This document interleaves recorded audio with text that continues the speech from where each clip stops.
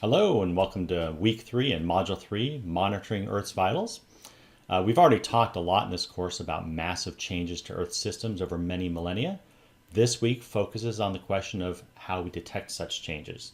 So we'll be using modern techniques and technologies to look back many millennia at changes in atmospheric composition, atmospheric temperatures, precipitation patterns, and so forth. We'll also look at how modern day techniques and technologies, specifically weather instrumentation, can be used over the past decades to look at very near term historical changes in the Earth's climate. So, the learning objectives for this module are as follows. First of all, after this week, you should be able to summarize the types of environmental information that can be obtained from remote sensing platforms or satellites. We should be able to summarize the type of information that you can obtain from ice core and from sediment core techniques. You should be able to articulate the key issues related to the use and interpretation of weather data from various networks for current day climate assessments. And also, of course, explain what is meant by urban bias in such measurements. So the learning materials include, again, a number of readings and videos. In addition to the typical readings and videos that you've had in the past week, there's going to be one online activity that I think provides a useful way of exploring how scientists use tree rings. So the content for the week is wide-ranging, with the central theme being on how we monitor the state of the Earth systems over a wide range of timescales. The first set of readings is from the education arm of the National Center for Atmospheric Research, which is UCAR.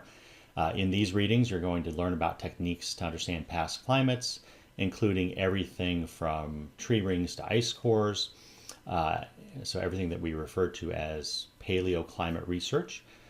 In the tree ring reading, there's actually a link to an online game of sorts that allows you to explore how a sort of precipitation pattern or temperature pattern in a particular year affects the tree ring that is generated in that year.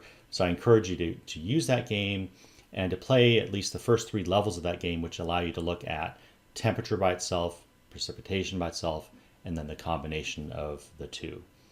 There are additional readings on how to measure climate change through forest cover changes, and an article from Balmford on using extinction rates and population and habitat statistics to measure humanity's impact on nature. We then have several videos on remote sensing from our own local expert, So Mint, and a TED Talk from Greg Asner, who's actually a National Academy member who's going to be joining ASU's faculty in a few months here. His talk is on airborne measurements to assess ecological health. Then there's a TED Talk on ice cores, corals, and past climates. And finally, a lecture from me on the use of current day weather instruments to assess how the weather and climate has changed, at least over the past several decades. So this week's graded activities include the standard discussion post through YellowDig and the quiz. As you saw from last week, I will sometimes offer you more than one YellowDig discussion topic to choose from. I tend to come up with these ideas just as the week starts, so I can't really tell you right now what this week's prompts will be. But again, you'll likely have several prompts to choose from, and you'll need to make your initial post by Wednesday night, with the Sunday post being due at midnight on Sunday. And for the Sunday post, you can feel free to respond to any post you find interesting, whether or not it's from the prompt that you chose to respond to initially or a different one. And of course, the quiz is on Friday. It's going to be available not just for one day as I had planned for this course, but we're going to now make all quizzes available for a full 3 days. I recognize as I had some interactions with some of you that many students who take these ASU online courses are full-time employed and have busy lives and and it's a bit of a challenge for them to be able to guarantee that they can set aside time on Friday to take the online quiz. So now I'm opening it up on Friday morning again at 12:01 a.m. Of Friday, and it's going to be open all Friday, all Saturday, and all Sunday until midnight Sunday night.